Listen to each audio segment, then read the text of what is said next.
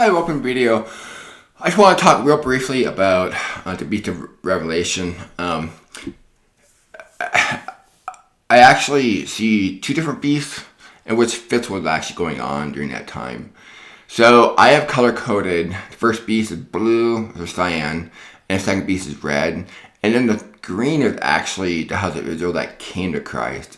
Alright, so the second beast I conclude in a corporate sense was 2/3 of the house of Israel that denied Christ in the flesh, the Antichrist. They were the ones that rejected Christ. And the first beast was Rome. In a corporate sense, it was Rome, and then singular sense, it was Nero, and then after he died, then it transferred to Titus. And based on careful reading of the text and of the text of Scripture, Revelation, and history. So the crux is Revelation 13:11, or chapter 13, and I saw a beast. Let's just zoom in a little bit here. I saw a beast. Okay, so this is the first beast. All right. And then the second one, I saw another beast. And this is the one that comes out of the land, the earth. So, by the way, anytime you see the word earth in Book of Revelation, it really should be translated land. The Greek word Gaia is used there. So, anytime you see that land or earth, it's always referring to Israel.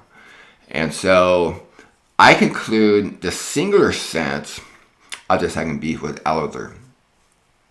Alright, so he was the son of Ananias. And so he was the lawless one, I conclude anyway, per 2 Thessalonians 2.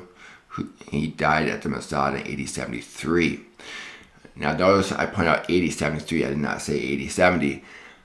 A lot of full preterists, almost in a cult-like sense, they just end everything AD 70, everything AD 70. And that's based on the Olivet Discourse, where this generation not passed away until it didn't take place. They add 40 years to AD 30, the year that Jesus gave that message, and you get to AD 70. That's more of a tunnel vision perspective.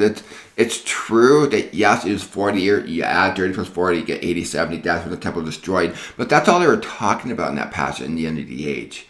They weren't talking about the end of all things that Peter talks about and Paul talks about, and there's more to the story, I guess what I'm trying to say. And so the end of all things with the house of Israel ended in AD 73.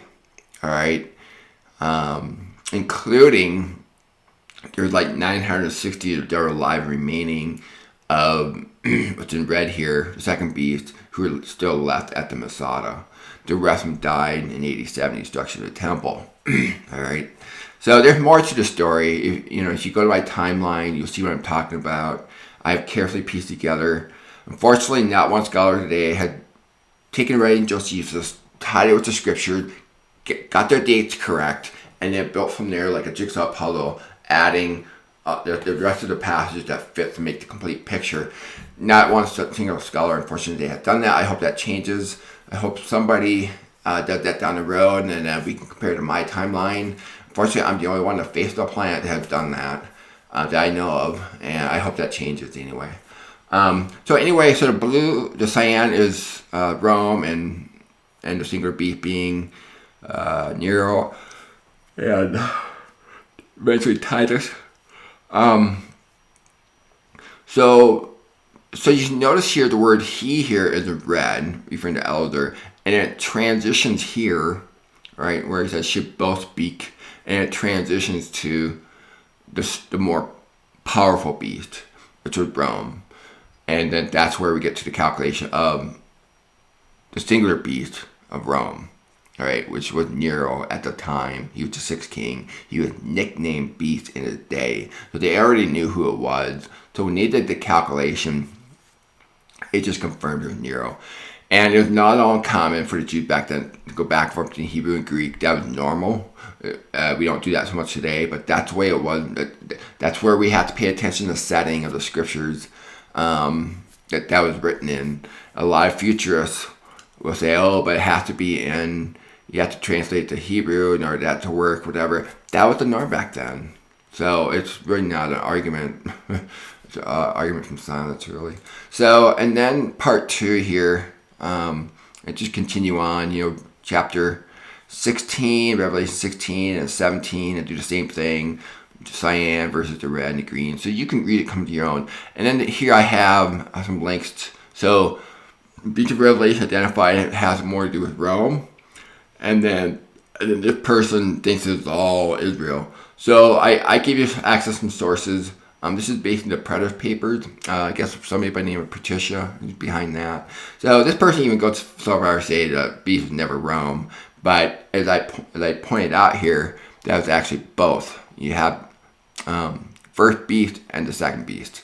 And so clearly this is the second beast was of Israel, those who deny Christ in the flesh. So she's half right.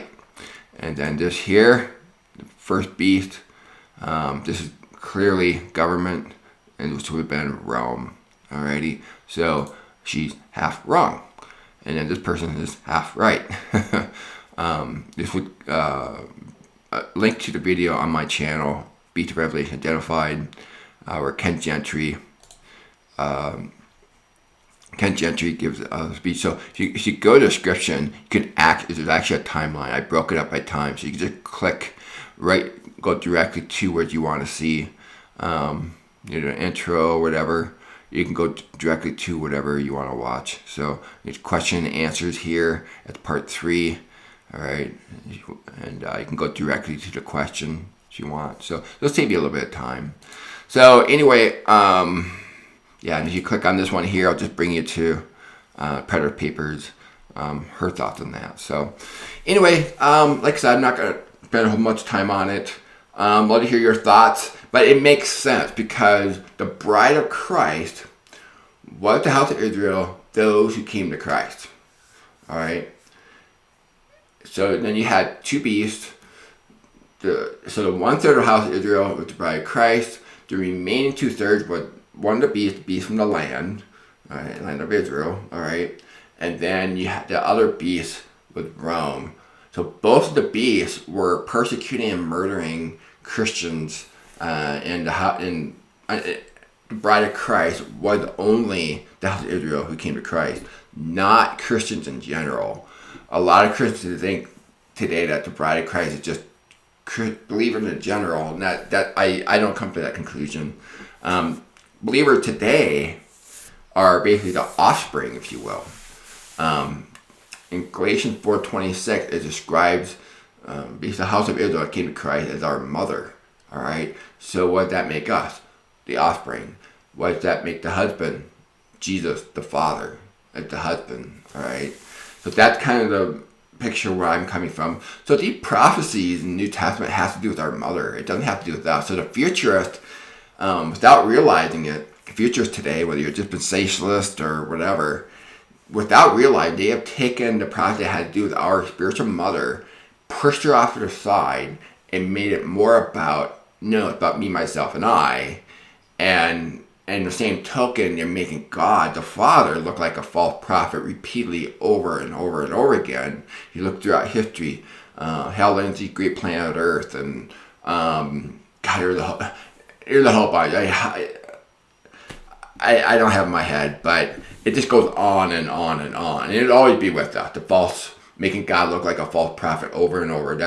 And if you're a futurist, it's something to think about.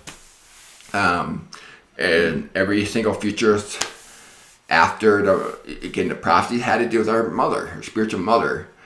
So every single person who pushed our mother aside and made it more about themselves and made these predictions, every single one of them thought they were 100% correct, only to be 100% wrong every single time.